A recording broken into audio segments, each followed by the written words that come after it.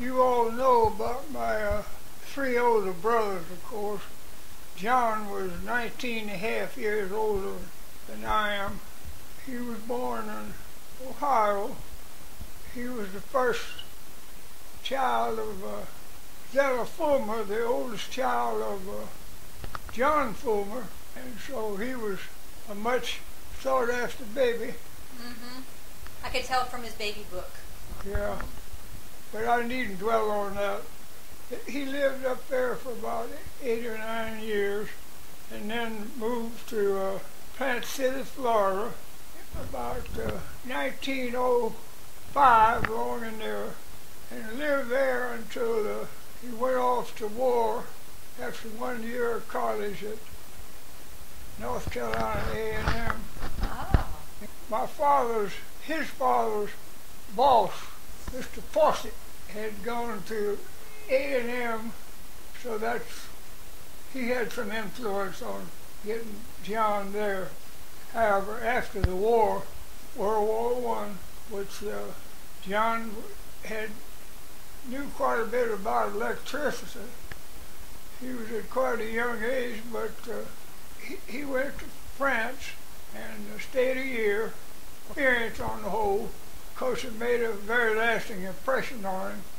Apparently he got acquainted with some of their wines, which was a prohibition time, and not too pleasing to his mother, who was a pretty strict prohibitionist at the time. He was a corporal. Had a little saying, he was either a general or a corporal. He really didn't remember. So anyway, he was of an age and occupied, so I really didn't see too much of John in my youth. I was born in 16. When I was 12 years old, it was the summertime. It was depression on, particularly in the South, which didn't have all that prosperous a time during the 20s. They said, well, we'll give James a chance to go see John, and Adele had been born by that time. They lived in an important mining town in western South Carolina, Lancaster. Of course, you all know about that. Adele and the two Adeles were there for about a week while I was, and then they went to Darlington, and I stayed another 5 weeks. And John would take me with him on his. Had several counties under his direction in the maintenance department or the highway system. In those days, there were some paved roads, but most of the highways were good highways, but they were clay. There was plenty of clay there. So anyway, of course, they took a lot of maintenance after rains and all. There'd be washouts. He'd have to tend to. He took me with him in the pickup truck he had, so I got a lot of time with him. We had talking, and he showed me something about his work, so I knew something of what was going on. At home, we really don't remember too much about what we had to eat, but one thing that did come to my mind is he bought some grapes. I think it's come more like dried raisins and things, and made some homebrew. That was it was legal if you didn't sell it, and of course he didn't sell it. He was a stickler for the law and honesty and integrity. He also was in the church. He was strong, but he recognized the hypocrisy in churches and throughout society, actually, so that he had a strong conscience, which was great. Oh yeah, he taught me some songs that I don't know whether it was in the war or what, but one of them was Let me tell you about Willie the Weeper. Willie was a chimney sweeper. He had the hop habit and he had it bad.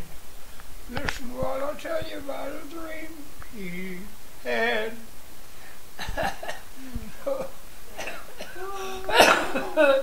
You've heard that, haven't you? I've never heard that. I've heard it. He taught it to me when I was a kid. And Do I remember that my grandfather was a good singer? oh yeah. John had been a fine singer in demand in churches. And when he went to first met the Millings, he and Whit, I think he was working with Whit or for Whit, I'm not sure.